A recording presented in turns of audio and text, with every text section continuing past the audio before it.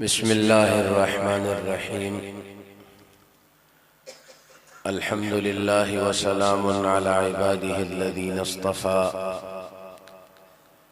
اما بعد فاعوذ باللہ من الشیطان الرجیم بسم اللہ الرحمن الرحیم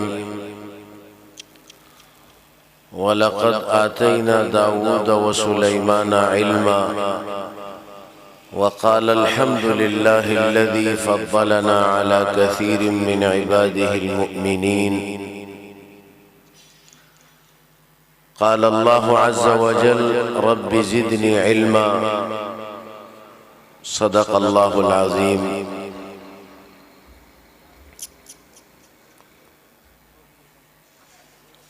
سب سے پہلے میں اپنے قابل احترام بزرگ مولانا عظمت اللہ صاحب دامت برکاتہم کا مشکور ہوں کہ جنہوں نے مجھے اس مبارک تقریب میں آنے کی دعوت دی۔ اللہ تعالیٰ ان کے علم و عمل میں مزید اضافہ اور برکت عطا فرمائے، اور پھر مجھ سے قبل مولوی صاحب نے میرے تعارف میں شاید کچھ مبالغہ فرمایا۔ بہرحال میں بھی آپ ہی کی طرح ایک طالب علم ہوں، جیسے آپ ایک ادارے میں طالب علم ہیں، ہم بھی انہی اداروں میں کچھ وقت گزارا ہے۔ عزیز طلبہ، اللہ تعالیٰ نے علم کو بڑی فضیلت دی ہے، اور ہر زمانے میں ہمیشہ فضیلت علم کو حاصل رہی۔ علم تو دنیا میں دو ہیں، ایک وہ علم ہے جو زمینی علم ہے، جو انسانی عقل کے نتیجے میں علم آتا ہے، اور ایک وہ علم ہے جو وحی کا ہے اور اللہ تعالیٰ نے اس کو نازل فرمایا ہے۔ انسانی علم اور زمینی علم، اس میں تو غلطیاں اور کوتاہیاں ہوتی رہتی ہے۔ کچھ سال پہلے ڈاکٹر کچھ کہتے ہیں، اب کچھ اور کہتے ہیں، کچھ زمانے بعد کچھ اور کہیں گے۔ لیکن جو وحی کا علم ہے، 1400 سال پہلے جو رسول اللہ صلی اللہ علیہ وسلم نے نماز کا حکم دیا، آج 1400 سال بعد بھی اسی نماز کا حکم ہے۔ وہ 5 نمازیں نبی علیہ السلام نے بتلائی ہے، تو کوئی اسے 6 نہیں کر سکتا، نہ اسے کوئی 4 کر سکتا۔ رسول اللہ صلی اللہ علیہ وسلم نے رمضان کے مہینے کے روزے بتلائے ہیں، تو کوئی اسے 31 اور 32 نہیں کر سکتا، اور نہ 27 اور 28 کر سکتا۔ یہ علم وحی ہے، اور یہ علم انسان کے اندر کمال پیدا کرتا ہے۔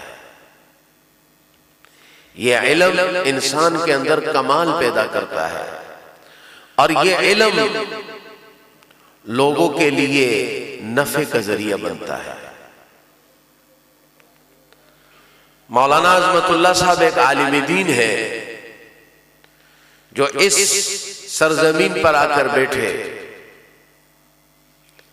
تو آج آپ کو جتنے طلباء نظر آ رہے ہیں، یہ ان کی اس فکر اور اس محنت اور اس علم کا نتیجہ ہے کہ ایک عالم جب کسی جگہ پر جا کر بیٹھتا ہے، اس کی برکت سے ماحول کے اندر دینی تبدیلی آتی ہے، لوگ اللہ کی کتاب سے جڑ جاتے ہیں، لوگ اللہ کے دین سے جڑ جاتے ہیں، لوگوں کے گھروں میں تبدیلی آ جاتی ہے، لوگ کفر اور شرک سے بچ جاتے ہیں، بدعات سے بچ جاتے ہیں، زمانے کی جاہلانہ طرز زندگی سے بچ جاتے ہیں، اس عالمانہ، اس عارفانہ اور اس نبوی زندگی پر آتے ہیں، جس پر چل کر انسان نہ صرف اس دنیا میں عزت پاتا ہے، بلکہ آخرت کی ہمیشہ کی عزت بھی پاتا ہے۔ یہ اس علم وحی کی برکات ہے۔ اس علم سے جس نے اپنے آپ کو وابستہ کیا وہ ہمیشہ کے لیے زندہ رہا۔ امام بخاری رحمت اللہ علیہ تو 1000 سال پہلے دنیا سے چلے گئے، لیکن آج امام بخاری کے تذکرے ہیں، امام مسلم کے تذکرے ہیں، امام ترمذی کے تذکرے ہیں۔ ابھی آپ نے امام ابو حنیفہ رحمت اللہ علیہ کے بارے میں طالب علم کی زوردار تقریر سنی۔ یہ سارے وہ لوگ تھے کہ جو علم سے وابستہ ہو گئے اور علم نے ان کو زندہ کر دیا۔ علم نے رہتی دنیا تک ان کے تذکرے رکھ دیے۔ اور اللہ تعالیٰ نے قرآن کریم میں ذکر فرمایا اما ما ينفع الناس فيمكث في الارض، جو چیز لوگوں کو فائدہ دیتی ہے وہ زمین میں رہ جاتی ہے۔ جب انسان اپنے اندر نافعیت پیدا کر لیتا ہے، اگر آپ اس مخلوق کے لیے نفع والے بن جائیں گے تو آپ کو اللہ تعالیٰ بقا و دوام دے دے گا۔ اگر آپ کے اندر علم ہوگا، آپ کے اندر کمال ہوگا، آپ کے بدن سے روح نکل جائے گی لیکن آپ کے تذکرے ختم نہیں ہوں گے۔ علم انسان کو عزت دیتا ہے، علم انسان کو رتبہ دیتا ہے، علم انسان کو بقا دیتا ہے، علم انسان کو وہ مراتب دیتا ہے جس کے بارے میں انسان سوچ بھی نہیں سکتا۔ اللہ تعالیٰ فرماتے ہیں ہم نے حضرت داؤد و حضرت سلیمان علیہ السلام کو علم دیا تھا، اور ان دونوں نے کیا کہا؟ الحمدللہ الذی فضلنا علی کثیر من عبادہ المؤمنین، شکر ہے اس اللہ کا جس اللہ تعالیٰ نے ہمیں بہت سارے بندوں پر علم کے ذریعے سے برتری اور فضیلت عطا فرمائی۔ حالانکہ ان کو تو حکومت نہیں ملی تھی، حضرت داؤد علیہ السلام و حضرت سلیمان علیہ السلام نبی بھی تھے اور بادشاہ بھی تھے، اور پھر سلیمان علیہ السلام کی بادشاہت انسانوں پر بھی تھی، جنات پر بھی تھی، چرند و پرند پر بھی تھی، ہواؤں پر بھی تھی۔ سلیمان علیہ السلام نے دعا کی تھی ربی حب لی ملکا لا ينبغی لأحد من بعدی، یا اللہ ایسی حکومت دینا کہ میرے بعد کسی کو نہ ملے، انکا انت الوہاب۔ اللہ نے دے دی، انسانوں پر بھی، جنات پر بھی، حیوانات پر بھی، ہواؤں پر بھی۔ حضرت کا تخت اس زمانے میں ہوا میں اڑتا تھا، ہوائی جہاز ان کے پاس بغیر پٹرول کے چلتا تھا، لیکن انہوں نے یہ نہیں کہا کہ یا اللہ آپ نے ہمیں حکومت دی ہے، ترجیح علم کو دی، علم کو اوپر رکھا۔ الحمدللہ الذی فضلنا علی کثیر من عبادہ المؤمنین۔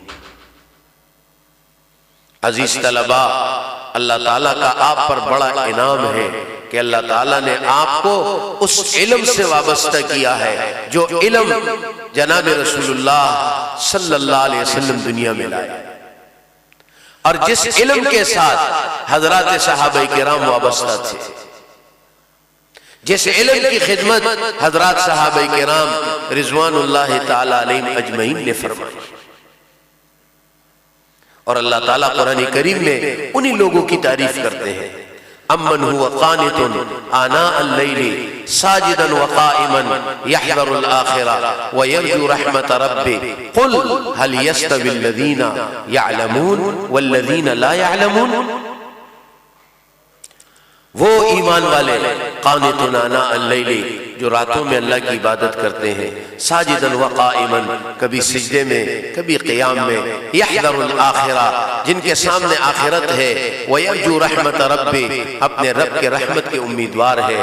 فرما دیجئے کیا علم والے اور بے علم برابر ہے؟ عالم تو اللہ کے دین کے راز جانتا ہے، عالم تو اللہ کی کتاب کے نکتے جانتا ہے، عالم تو رسول اللہ صلی اللہ علیہ وسلم کے ارشادات کے راز و نیاز کو جانتا ہے۔ اللہ تعالیٰ نے اس کو اپنے کتاب اور اپنے رسول کے ارشادات کے راز اور اسرار بتلا دیے ہیں، اس سے بڑا کمال کسی انسان کے پاس ہو سکتا ہے؟ اللہ تعالیٰ نے تعریف اہل علم کی انما یخشی اللہ من عبادہ العلماء، فرمایا اللہ سے ڈرنے والے اللہ کے بندوں میں علماء ہوتے ہیں۔ جس کی زندگی میں تقویٰ ہے، جس کی زندگی میں خوف خدا ہے، یہ سب سے بڑا عالم ہے۔ ڈرنے کا مقصد، لوگ یہ کہتے ہیں بھئی، مولوی لوگ کہتے ہیں اللہ سے ڈرو، اللہ سے ڈرو۔ بھئی اللہ سے کیوں ڈرو؟ اللہ تو ہمارا خالق و مالک ہے، اللہ سے تو محبت ہونی چاہیے، اللہ تعالیٰ سے ڈرنا یہ کہاں سے آ گیا؟ عزیز دوستو، ڈرنا دو قسم کا ہوتا ہے۔ ایک ڈرنا ہوتا ہے کسی چور اور ڈاکو سے، کسی ظالم و جابر سے، اور ایک طالب علم اپنے استاد سے ڈرتا ہے، ایک بیٹا اپنے باپ سے ڈرتا ہے، ایک بچہ اپنے دادا سے ڈرتا ہے۔ یہ جو ڈرنا ہوتا ہے کہ ایک بیٹے کا اپنے والد سے، ایک شاگرد کا اپنے استاد سے، یہ ڈر اس وجہ سے نہیں ہوتا۔ بسا اوقات تو استاد ضعیف ہوتا ہے، بیچارہ بیمار ہوتا ہے، بسا اوقات والد عمر کے اس حصے میں ہوتا ہے کہ اس کو ہاتھ پکڑ کے چلانا ہوتا ہے۔ یہ ڈر اس عظمت کا نتیجہ ہوتا ہے، اس محبت کا نتیجہ ہوتا ہے کہ ایک طالب علم کے دل میں اپنے استاذ کے لیے جو احترام ہے، جو عقیدت ہے، جو محبت ہے، ایک بیٹے کے لیے، اس کے والد کے لیے جو محبت ہے، جو عظمت ہے، اسے ڈر ہوتا ہے میرا والد مجھ سے ناراض نہ ہو جائے، کوئی میں ایسا کام نہ کر لوں۔ طالب علم کہتے ہیں بھئی دیکھو استاذ نے منع کیا، ایسے نہیں استاذ ناراض ہو جائے۔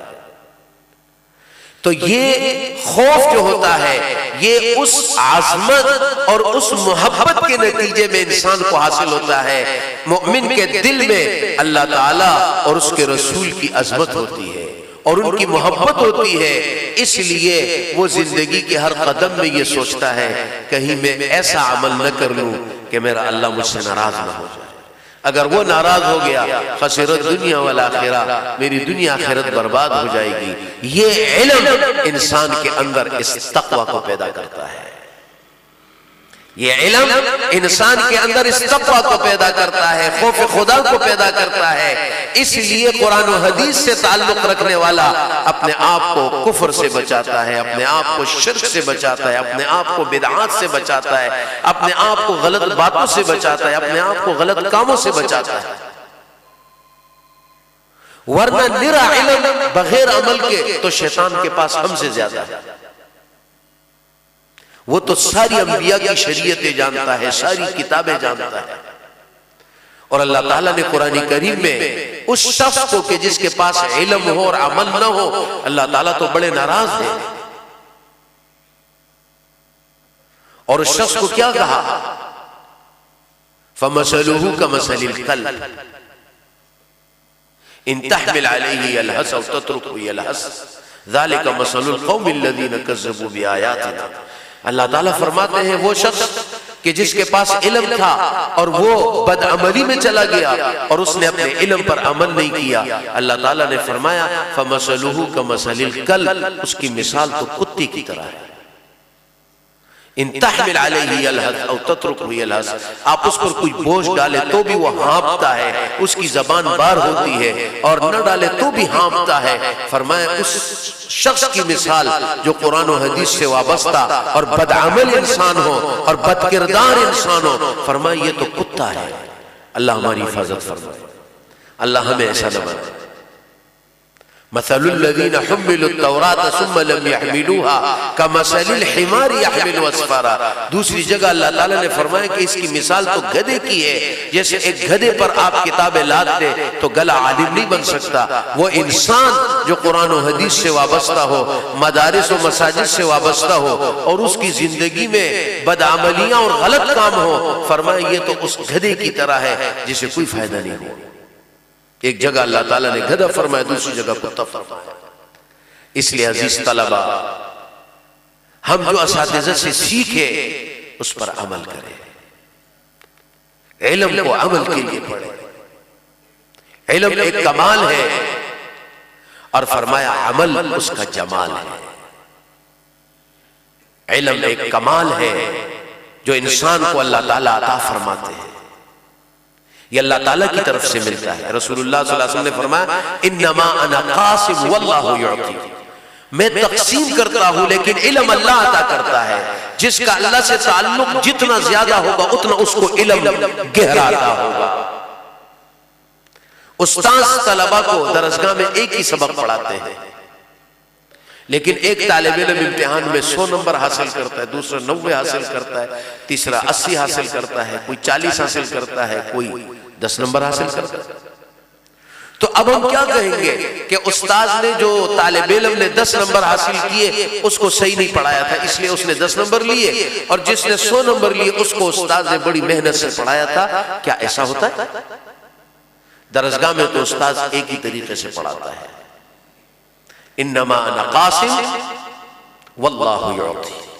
اب جس کا تعلق اللہ سے جتنا ہوگا اور اپنا برتن جتنا جھکائے گا، اللہ اس کو اتنا ہی عطا کر دے گا۔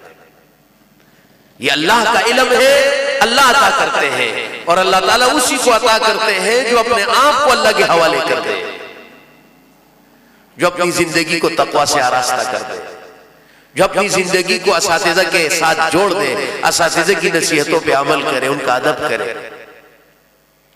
صحیح بخاری کے اندر روایت ہے کہ جناب رسول اللہ صلی اللہ علیہ وسلم نے حضرت عبداللہ ابن عباس کو دعا دی، اللہم علمہ الکتاب، یا اللہ اسے قرآن کا علم دے دے۔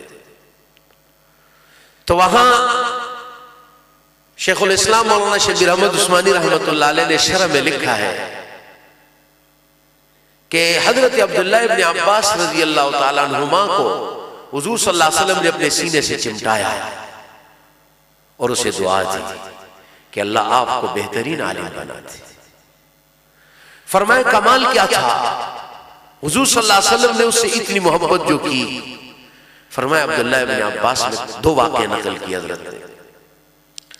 ایک واقعہ تو مشہور حدیث صحیحہ میں موجود ہے کہ حضور صلی اللہ علیہ وسلم کی ازواج مطہرات میں سے ایک زوجہ ہے حضرت میمونہ رضی اللہ عنہ، اور یہ حضرت عبداللہ ابن عباس کی خالہ تھی۔ تو حضرت عبداللہ ابن عباس اپنی خالہ کے پاس آیا کرتے تھے۔ چنانچہ حضرت عبداللہ ابن عباس فرماتے ہیں کہ میں آیا، تکیہ ایک تھا، بندے 3 تھے۔ امام الانبیاء، سارے نبیوں کے سردار، اللہ کے محبوب، گھر کا حال کیا ہے؟ ایک تکیہ ہے۔ فرمایا ایک طرف رسول اللہ صلی اللہ علیہ وسلم نے سر مبارک رکھا، ایک طرف حضرت میمونہ نے سر رکھا تکیے پر۔ رسول اللہ سے فرمایا یہ دوسری طرف کونے پہ تم ہو جاؤ۔ 3 آدمی ایک تکیے پہ سو گئے۔ حضرت عبداللہ ابن عباس رضی اللہ تعالیٰ عنہما نے رات کو محسوس کیا کہ رسول اللہ صلی اللہ علیہ وسلم تہجد کے لیے اٹھیں گے۔ یہ بچے تھے 7-8 سال کے۔ حضرت عبداللہ ابن عباس نے پانی کا انتظام کیا اور رسول اللہ صلی اللہ علیہ وسلم کی قضاء حاجت کی جگہ پر پانی پہلے سے رکھ دیا۔ رسول اللہ صلی اللہ علیہ وسلم جب قضاء حاجت کے لیے گئے تو دیکھا پانی پہلے سے ہے۔ آپ فارغ ہو کے آئے، فرمائے یہ پانی کس نے رکھا؟ حضرت میمونہ سے فرمایا، کہا یہ عبداللہ نے رکھا۔ نبی علیہ السلام نے فرمایا دیکھو اتنا چھوٹا بچہ ہے اور اتنا اس کو جو ہے سمجھ ہے، تو بڑے خوش ہوتے اس کو سینے سے لگا کر، اللہ تجھے قرآن کا بہترین عالم بنا دے۔ ادب۔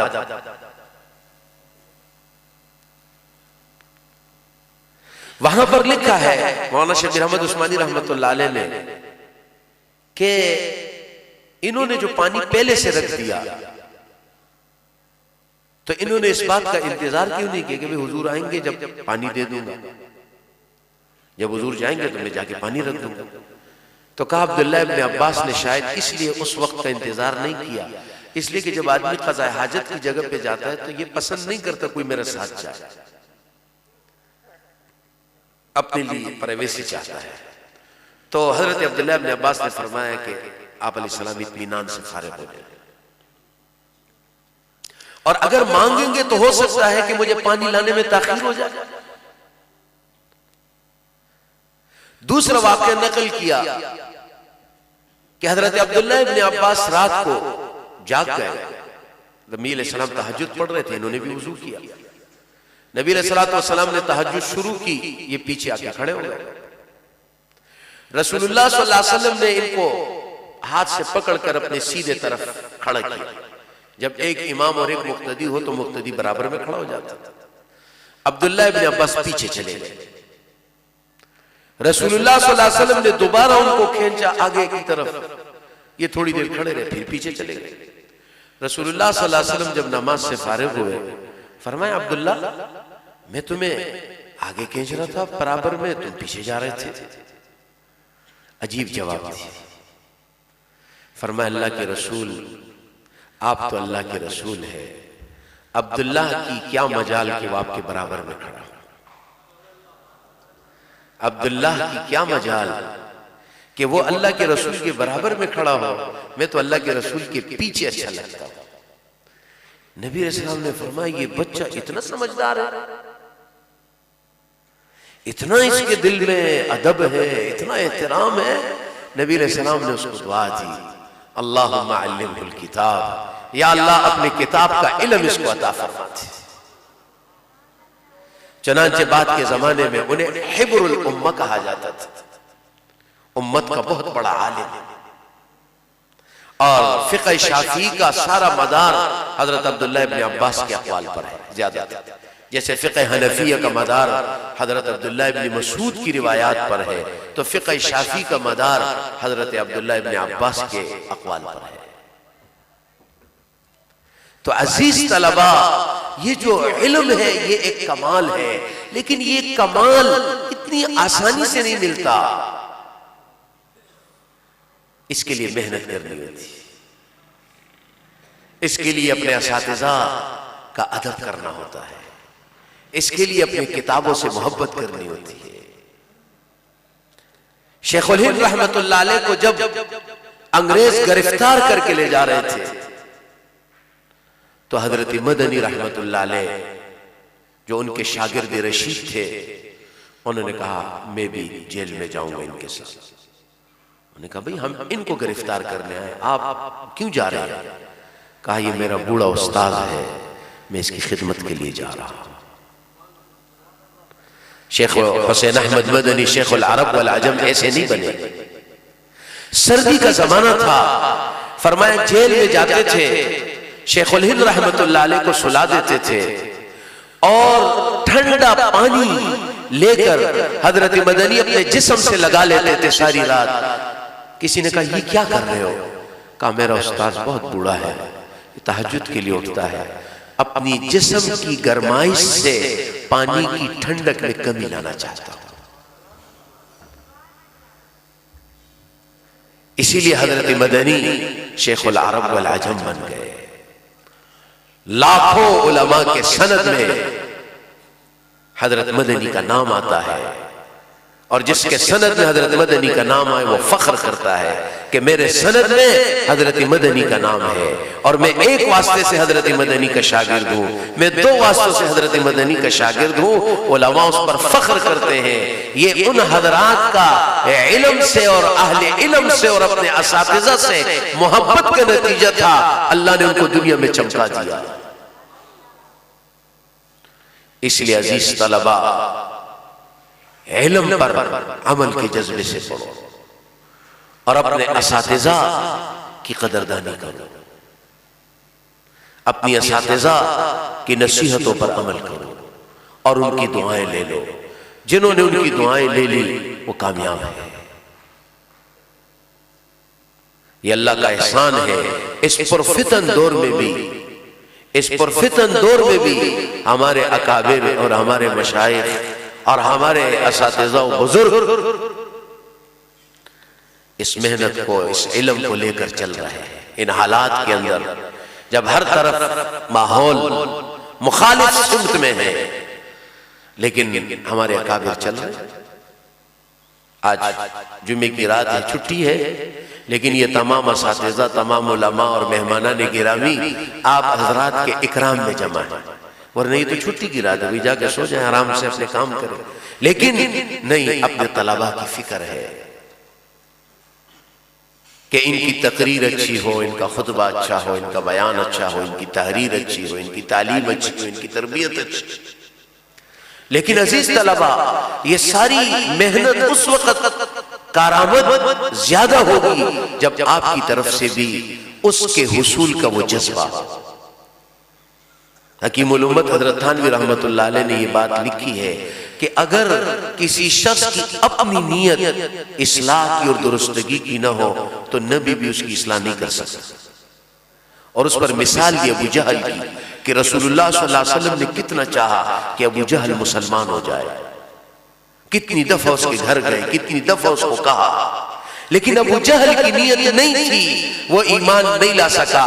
حبشہ سے بلال حبشی آ گیا، رضی اللہ عنہ بن گیا. فارس سے سلمان آ گیا، رضی اللہ عنہ بن گیا. روم سے سہیب آ گیا، رضی اللہ عنہ بن گیا. اور ابو جہل لعنت اللہ رہا مکے میں رہتے ہوئے، ابو لہب لعنت اللہ رہا مکے میں رہتے ہوئے، اس لیے کہ انہوں نے نہیں چاہا. جنہوں نے چاہا کہاں کہاں سے اللہ نے ان کو پہنچا دیا اور انہیں وہ مقام و اعزاز و عزت مل گئی. عزیز طلبہ، آپ کی بھی نیت ہو کہ میں اس علم پر عمل کروں. آپ اس کو چھوڑ دے کہ میں کتنا کمزور ہوں، میں کیسا ہوں، اس کو چھوڑ دے. یہ کام اللہ نے لینا ہوتا ہے، یہ کام اللہ نے لینا ہوتا ہے. یہ جو طلبہ ہے یہ دین کے گاڑی کے پرزے ہیں. جیسے ایک گاڑی چلتی ہے لوگوں کو لے کر، اس طرح یہ دین کی گاڑی ہے اور یہ طلبہ اس کے پرزے ہیں. جب یہ اپنی تکمیل کرتے ہیں اور جب یہ اپنی تعلیم مکمل کرتے ہیں، پھر اللہ تعالیٰ ان پرزوں کو اٹھاتے ہیں تو کوئی جا کر دعوت و تبلیغ میں جا کے فٹ ہو جاتا ہے، مبلغ بن جاتا ہے.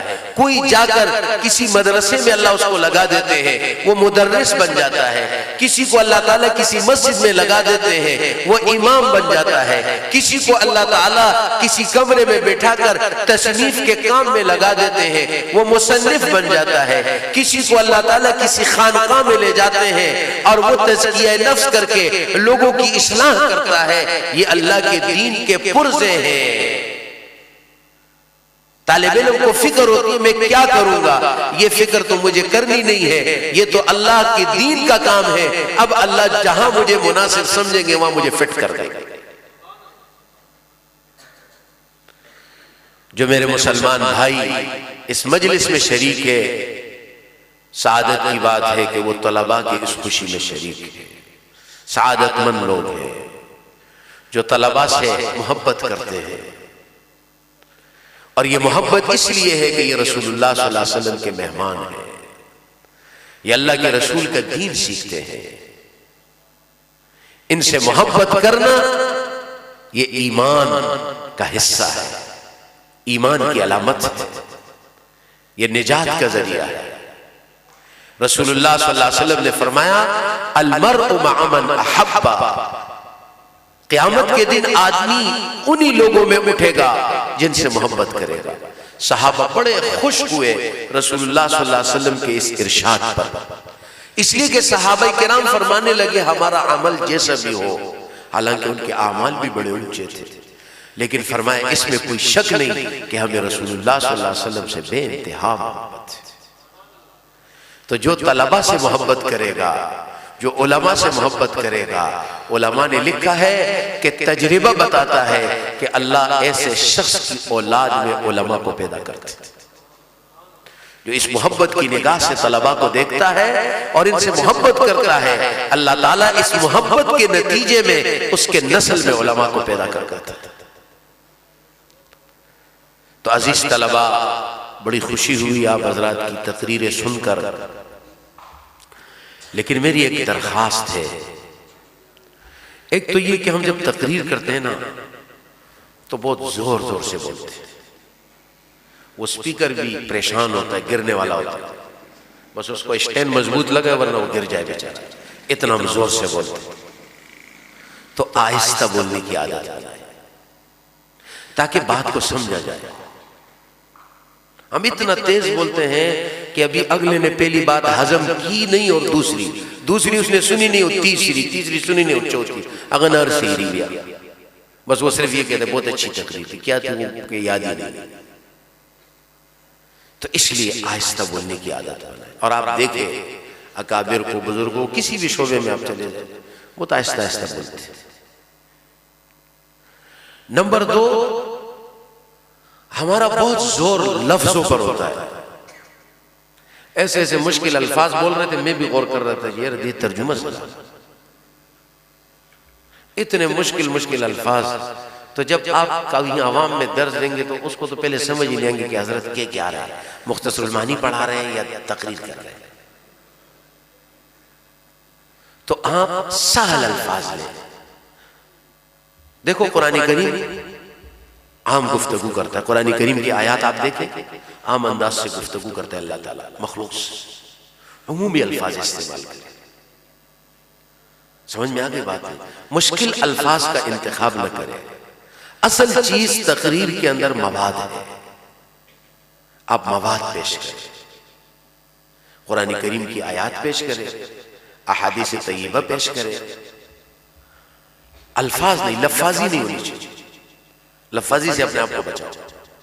مواد ہمیشہ ہر چیز میں، ہر بیان میں اس بات کی کوشش کرو کہ اس کے لیے قرآن کی آیات، آپ کو نہیں سمجھ آ رہی اپنے اساتذہ سے آیات معلوم کرو اور احادیث مبارکہ معلوم کرو اور آہستہ بولنے کی عادت بناؤ اور اپنے آپ کو لفاظی سے اس سے بچاؤ، سادہ الفاظ استعمال کرو۔ آپ کو اصل چیز جو پیش کرنا ہے وہ مواد ہے، قرآن کریم کی آیات اور احادیث مبارکہ۔ بہرحال ماشاءاللہ اللہ تعالیٰ حضرات کو جزائے خیر دے، بہت بڑی بات ہے اتنے مجمع کے سامنے کسی طالب علم کا بولنا، جہاں اس کے ساتھی بھی ہو اور جہاں بڑے درجے کے طلبہ بھی ہو، جہاں اساتذہ بھی ہو، جہاں علماء بھی ہو، تو یہ بولنا ہی بہت بڑا کمال ہے، ورنہ انسان بول نہیں سکتا۔ تو یہ اللہ تعالیٰ کی توفیق سے ہوتا ہے اور یہ اللہ تعالیٰ کے فضل سے ہوتا ہے، اور جن جن طلباء نے حصہ لیا میں سب کو مبارکباد دیتا ہوں، اور مولانا عظمت اللہ صاحب کو اور ان کے رفقاء کار اور ان کے اساتذہ اور ان کے تمام منتظمین جنہوں نے یہ خوبصورت مجلس سجائی، ان کو دل کی گہرائی سے مبارکباد دیتا ہوں۔ اللہ تعالیٰ ان کے اس گلشن کو دین دوگنی رات چوگنی ترقیات عطا فرمائے، اور اللہ اس ادارے کو، اس علاقے اور اس شہر کے لیے ہدایت کا سرچشمہ ثابت فرمائے۔ وآخر دعوانا ان الحمدللہ رب العالمین۔